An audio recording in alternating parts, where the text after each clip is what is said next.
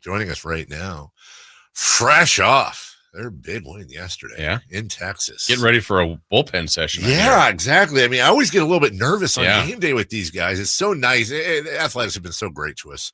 Actually, who am I kidding? They're great to us every single year. Joining us right now, pitcher for your Athletics, JP Sears. JP, it's Dave, it's Jason.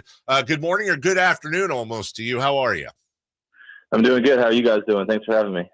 No, go ahead. Yeah, we're doing great. I know we move this around a little bit. You're getting ready for, your next start, obviously. So what entails a bullpen session? What do you got going on here in a few minutes?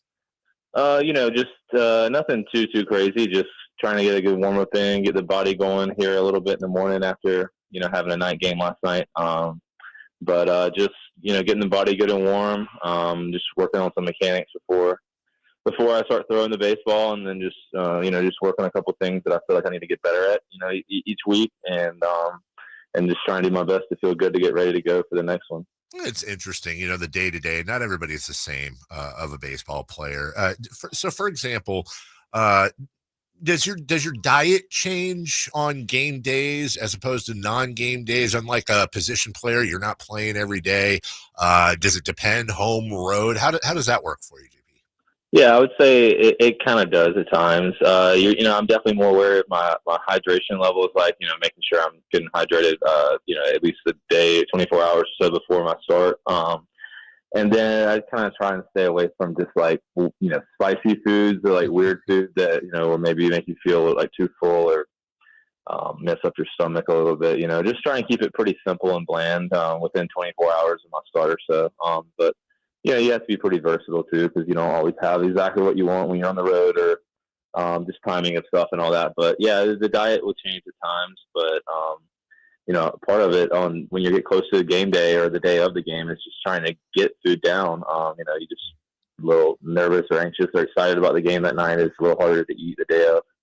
JP, Dave and I have been down to spring training to cover the A's many times, and one of our joys I know is talking to pitchers, because you guys have a different setup, a different routine, whether it's bullpen guys or for you as a starter. What I've always enjoyed is the games you guys play on games you're not playing. What I mean is between pitchers, the stuff you talk about during games, when you kind of have some idle time. What are some of the favorite things you do during a non-game day for you that you just kind of have amongst your teammates? Yeah, I would say that obviously we have a decent amount of time. I mean, outside of the field, we love, I love to play some golf here and there. That's more of a hobby outside of baseball that you spend free time doing. But at the field, we have a ping pong table in the clubhouse. So, me and Sevi have been playing a lot of games this year so far, and a couple other guys as well. So we got the ping pong table to kind of keep your competitive edge kind of going every day when you're not playing every day, like you said, those position players. And then during the game, you're just kind of doing a little bit of everything, right? You're kind of talking about the game, talking about, maybe something to do with the next start or your last start.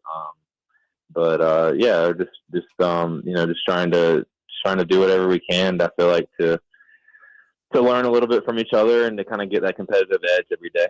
Yeah, because if I remember right, Dave, remember we were down there, I think it was Jesus Luzardo was telling us, JP, that like literally they would have conversations as teammates then, like, okay, our roster, the way it's constructed, could we get a first down in the NFL? Like, don't you remember that, Dave? Like, could we literally, we'll put this guy at the line, this guy is quarterback, this guy, like, could we get 10 yards? Could we complete a first down? I just fascinate by the idle time and the conversations you guys have, maybe about other sports too. Yeah, for sure. I mean, who's going to be our starting five? Who's going to be our starting 11? Who's going to be the quarterback? Could we take on a gorilla? Yes. So what's the verdict? Let's go. We've been talking about this all week too, JP. 100 men versus one silverback gorilla. Please give us your thoughts. Well, I mean, dude, it's a great question, right? Because obviously you've seen so many different answers, I think. But I think it'd be really hard to get men to rally behind not having any weapons and somebody attacking the gorilla. The first person that gets their head smashed, I don't think anybody else would want to be messing with it too much. So I would say gorilla out of fear. If you find 100 men that aren't scared of a gorilla, I would say I'll go 100 men. But so I think the fear would strike. I think the fear would win. I mean, true story, honestly, he's almost verbatim what I say. Like, I'm with you, dude. I think I think you get the 100 guys, and let's say you're picking like John Jones and a bunch of football players and all the best. It doesn't matter. The first dude that gets his head popped off and his blood drank by King Kong, I think a lot of people are going to crap themselves and be like, "Yeah, I'm good, dude." Yeah, but I think that if you maybe get like 100 Spartans, you might find the Spartans winning. Yeah. That's the way I look at it. I think we're both right on this, Dave. Yeah. But it's got to be the gumption of the people going in. If they lose it, then they're done. Yeah, it's a fair question. Yeah. I think that if the three of us were a part of those 100, then we'd probably lose. Oh, no, I was out. Have you know, Jason and I, we played in a little charity golf tournament Monday. We both love golf. Our ears perked up when you mentioned that. I know that it's probably been so crazy for you since you've been in Sacramento, but have you had a chance to check out any local courses, or is that something you're going to try to find time to do during the season? Yeah, I mean, we're always looking to play some, local courses and get to know people in the area. I can't remember the name of the course we got to play the other day just because I've been traveling so much the last 10 days, but I can't think. Winchester. Yeah, we got to play Winchester. Oh, that's my old club.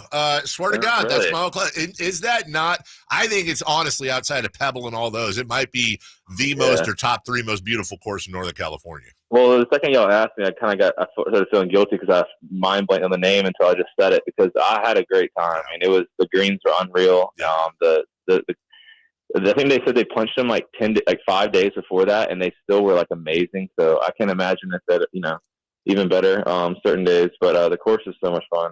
We had an off day there. We had some good weather that day. Got to wear some shorts outside. It's been so cold recently, so it was nice.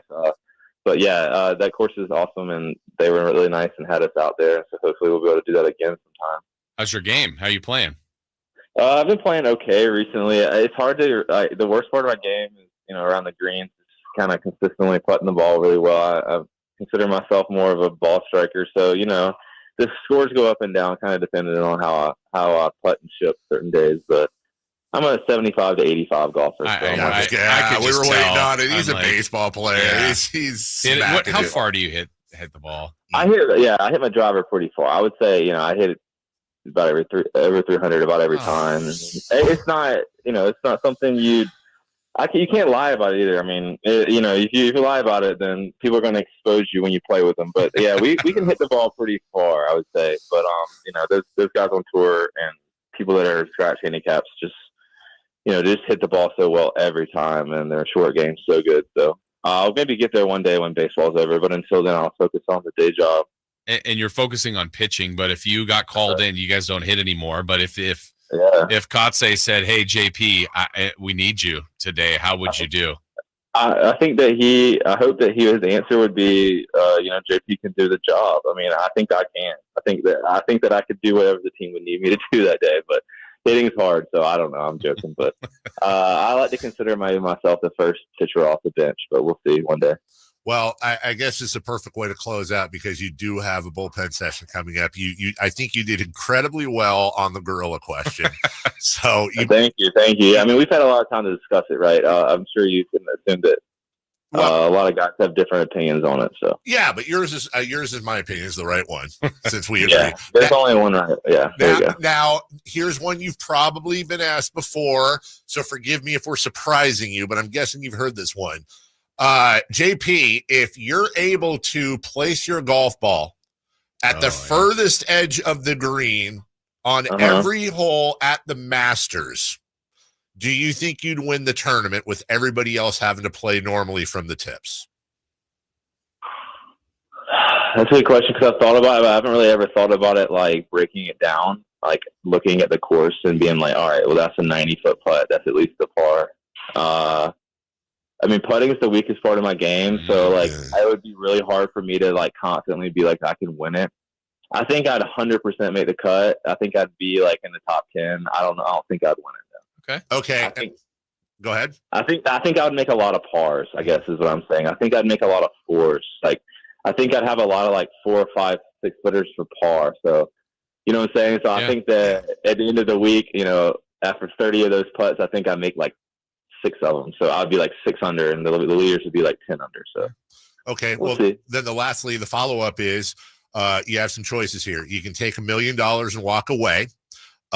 You can play Prime Tiger Woods 18 holes, and if you win one of those 18 holes, you get $250 million. But if you don't and he sweeps you, you have to spend a month in jail. Oh wow! Do you take the bet? Jail or prison? That is an excellent follow-up, and we're going to say jail, not prison. That is a fantastic. That's great knowledge. You can walk away with $1 million. You can It's not from experience, I promise. Quarter Billy, or are you walking away with $1 million? I'm going quarter Billy. Tiger's making a bogey. I'm making a par. Yeah, that's the right JP. answer. And oh, by the way, just in case you ask this to somebody else, you're not allowed to offer to split 125 and 125 if he throws a hole either. By the way, I don't think Tiger cares that much about $100 million. Hey, look, we'd love to have you on every once in a while, JP, just to ask you random non-baseball questions. Thank you for joining us. Good luck this season, brother. We appreciate you. Yeah, thank you guys for having me. Y'all have a good weekend. Appreciate it. You too. Prisoner